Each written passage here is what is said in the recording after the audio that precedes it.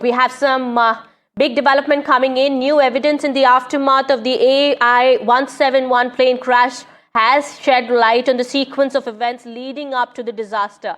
Did an emergency turbine deploy before AI-171 crashed in Ahmedabad? Experts suggest that the new flight AI-171 footage indicates that the RAT, that's the Ram Air turbine, appeared to be in a deployed position on the aircraft, and this could mean an entirely new dimension to how the Air India plane crashed within seconds of takeoff. As per experts, the Ram Air turbine, which was activated shortly after takeoff, could be a critical clue.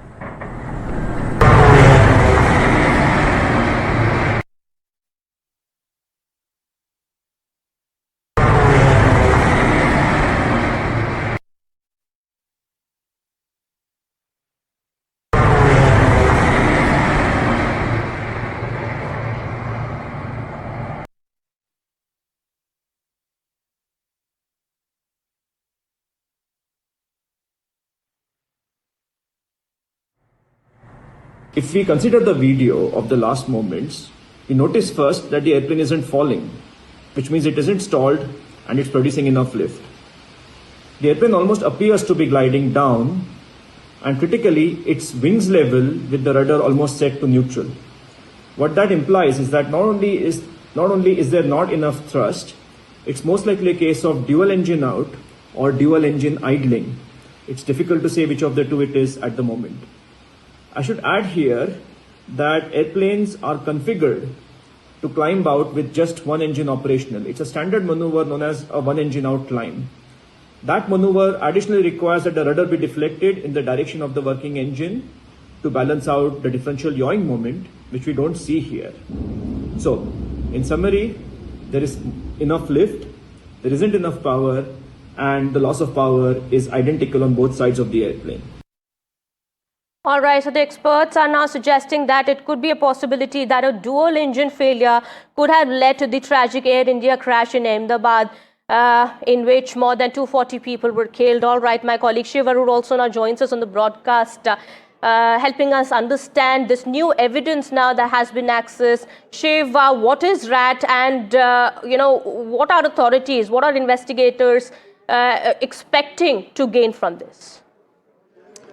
Well, this is a very, very important direction that the probe into AI-171's accident is concerned. Now, the original video of the crash that had emerged the same afternoon, just hours after the crash took place, was a video taken by someone from their window, if you remember.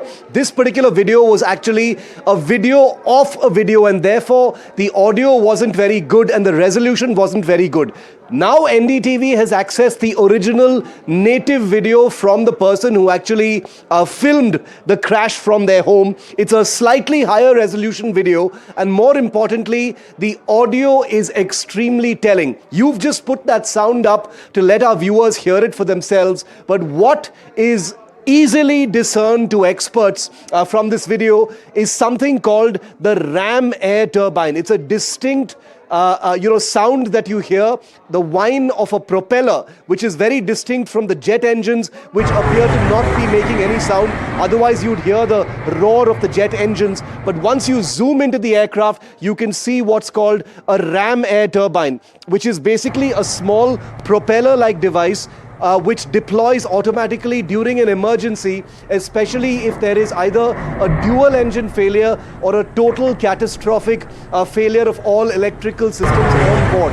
What the Ram Air turbine does when it deploys, and you can see it just barely once you zoom into that video, is provide critical emergency backup electrical power, to flight safety systems, sometimes to the hydraulics, to the avionics and electrical systems, to allow the pilot just enough electrical power to be able to aviate, to safely get the plane out of that emergency situation. Think of it as a complete blackout, and this is an emergency generator that deploys and uses the flow of air against the speed of the aircraft to generate some emergency power. Therefore, the critical systems of the aircraft can still get power so that the pilots can, keep the flight airborne. when the ram air turbine actually Right. deploys, it basically indicates a massive and critical emergency on board that aircraft. Like I said, either a dual engine failure or a complete electrical collapse. All right, Shiv, we'll come back to you in just a bit. Well, we are also being joined by Captain Ishan Khalid, veteran IAF pilot, and former airline captain, instructor and examiner, also an aviation expert, joining us on the broadcaster. So what do you understand? This new piece of evidence that we've accessed and the focus is on RAT. That's the RAM air turbine. Shiv Arur, of course, clearly explaining that how it functions. We understand it's activated right after the primary engines fail, and there is a possibility it could indicate that there could have been a dual engine failure after which RAT was activated, and that could actually prove to be a possible clue in this investigation. All right. Good that this video and sound bite you have got, which is confirming the fact that it was a dual engine failure. Right on day one, the first time that we saw the photograph, we knew that it was a case of dual engine failure for at least 99% of the case, because the aircraft wasn't yawing, aircraft did not, and it is very impossible for two birds to hit at the same time. Mechanical failure is also not something which is envisaged. So dual engine failure was almost everybody's guess. This is a proof. Further, if you can collaborate with the eyewitness account, the lone survivor, who said that he heard a sound. That sound would relate to the deployment of the RAM, and thereafter he heard racing of engine. That was RAM air turbine propeller picking up, and then he saw a red-blue light. That would mean that the emergency power had now connected to the aircraft cabin power to light up just the emergency light. So all three statements of the lone survivor and the aircraft performance, like I said in the first interview with you and first with anyone, is that the aircraft was actively flying, okay, and it was not able to maintain the height. It was a dual loss of power, which would obviously lead to a lower speed and loss of lift, and the aircraft will continue to go down the way it had gone down. So RAM air turbine is an event that would happen when you have either dual engine failure, all electrical failure, or all hydraulic failure. That event, this particular small little turbine comes down to give you electrical and hydraulic power backup for flight controls. Okay, so that the aircraft, because the flight controls are also electrical and hydraulic in nature to be controlling the aircraft. So it deploys within 3 to 4 seconds, and it takes about 20 seconds to power up the aircraft. So if you take the time duration that engine failure or the failure happened after getting airborne, between 4 to 8 seconds, thereafter 28 seconds, the RAM air turbine might have got deployed even earlier than that, but the power was supplied just before the impact, and that's what the eyewitness tells. And Captain Khalid, if I could just come in for a moment. Sorry to interrupt you. I want to ask you a critical question before you get into the details of that. In the audio, and many experts are saying the sound of the RAM air turbine is very, very audible in this, in the organic video of the crash that we've just put out here on NDTV. The idea that this could have been a dual engine failure, you're right, was something that many people, including you, were saying from the start, and that appears to be corroborated now with a clear evidence that the RAM air turbine was deployed. The question I want to ask you is, a dual engine failure on a 787, how rare an occurrence would this be? And what could cause a dual engine failure? If a bird hit has been completely ruled out, what else could cause a dual engine failure? Something catastrophic like this? I'm not rated on Boeing 787, but Boeing aircraft logic runs the same way for most of the aircraft. So if you would refer to the Nippon Air incident, because it was not an accident, the aircraft in 2019, it landed on the runway in Osaka, and both the engines shut down.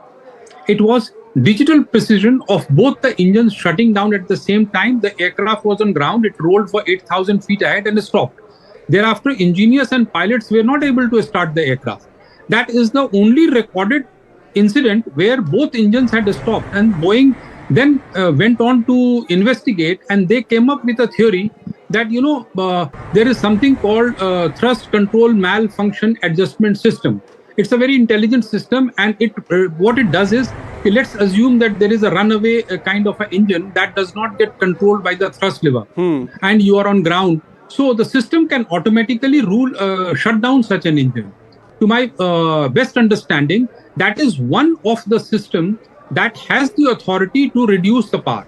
Shutdown will be a different thing, but reduce the power for sure. Then there could be an electrical, because these engines are electrical in nature, in their control. Yes. You have electronic control for its fuel flow, for its power, thrust adjustment. Everything is electronic. So if there is an electrical problem and the multiple signals fail, in that case, in some logic conditions, it might trigger and shut down both the engines, because these engines were shut down at precisely digitally same time. There was no yaw. Even if there was 2-second difference, you would have seen predominant yaw to the left and to the right. But we have seen the entire video. There is no predominant yaw. That means the engines have not only shut down, they have shut down digitally, precisely at the same time. That could only happen because of a malfunction in a software, which was executed by a wrong signal from sensors, which could have come because of an electrical failure. So the root cause of this is an electrical failure, leading to sensor loss of sensor. And mind you, it will be collaborated, because if your sensors are faulty, then your landing gear will also not go up. Because landing gear must sense air. It did not. The investigation, apart from the fact that the investigation is still on, and I'm thankful to you, Captain Ehsan Khalid, for joining us on this evolving story. Important layer of information that provides another direction to the investigation, and we can confirm here on NDTV that we will be reflecting the factual direction that this big investigation is taking. Captain Ehsan Khalid, appreciate it. Thank you very much for giving us your time to help us understand this story. Kitty, back to you.